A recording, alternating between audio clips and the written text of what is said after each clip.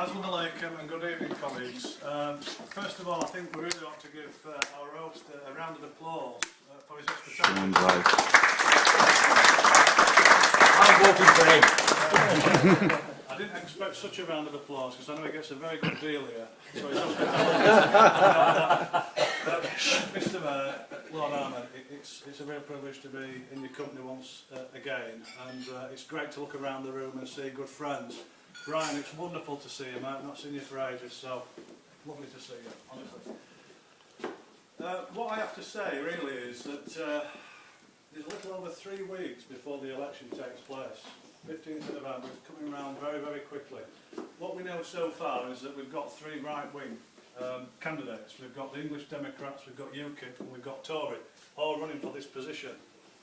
And I have to say that a lot of people still aren't aware that this election's taking place. And the real fear is that the turnout's going to be so low that actually it will play into the favour of those particular candidates, because we all know on low turnouts you can get some very odd results and you can get some extreme right-wing groups being elected. We saw it happen in Doncaster in 2009. The English Democrats snatched victory away from Labour and away from an high-profile independent. So we know that it can happen.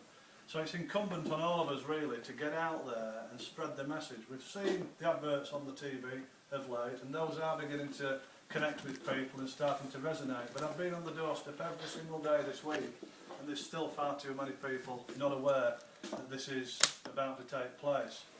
We've seen, as Councillor Akhtar and Maroof Hussain have mentioned about the EDL, and I would actually like to place on record a real appreciation. I've spoken to the police about this, to both Councillor Akhtar and Councillor Hussain and the Council for the exemplary way in which they've actually dealt with this particular issue of the EDL marchers. I think we can all learn something as to how they've handled it and the leadership that they've given our town, and particularly the Asian community in terms of addressing this particular issue. So a big thank you, and that comes from the Chief Constable, Councillor Akhtar and Councillor Hussain. They really do think you've handled it exceptionally well.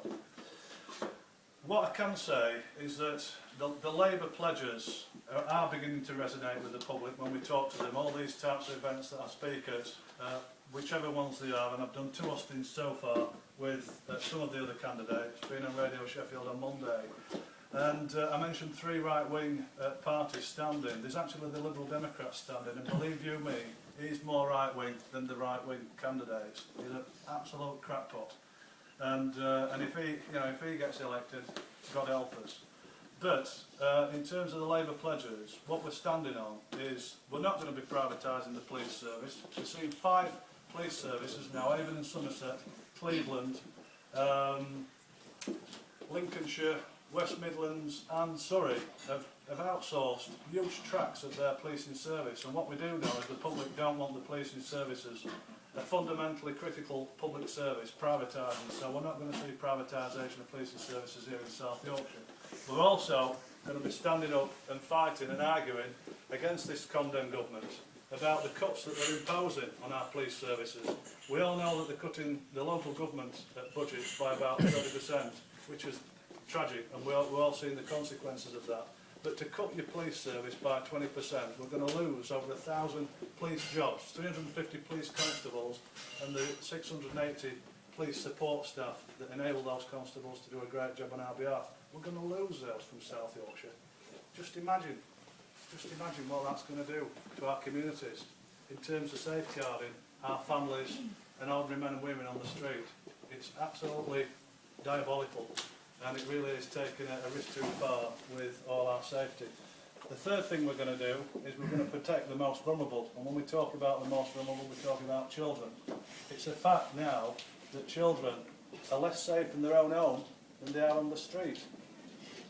They really are, and we need to do far more about that, as we've seen recently. Women are more vulnerable, and of course the elderly.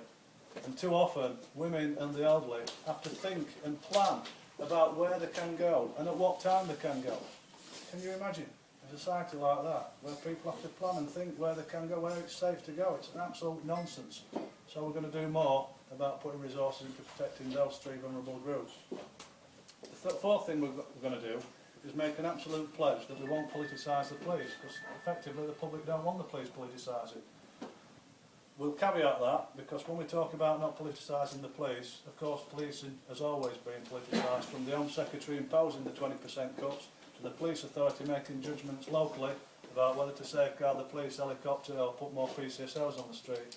Politics is involved, but where politics shouldn't ever be involved is when it comes to people, the Chief Constable making the judgment calls about who's investigated and who's arrested and who's prosecuted.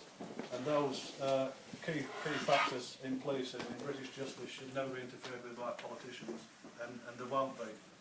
And finally, the fifth thing that we will be doing is ensuring that we invest in neighbourhood policing and tackling antisocial behaviour, because everywhere I go that comes up time and time again, and that really is the public's priority. So what we're going to do in terms of that is try to ring fence or safeguard the PCSOs, the officers involved in neighbourhood policing. We're going to increase the special constabulary by another 250 officers who will be dedicated to neighbourhood policing teams, and that's going to help obviously to give the public some further reassurance when they see more visible policing on the streets, that the policing is acting and responding to what they really want. Councillor Akhtar, thanks for giving me 5 minutes, much appreciated, and I meant every word I said. Thanks for your time.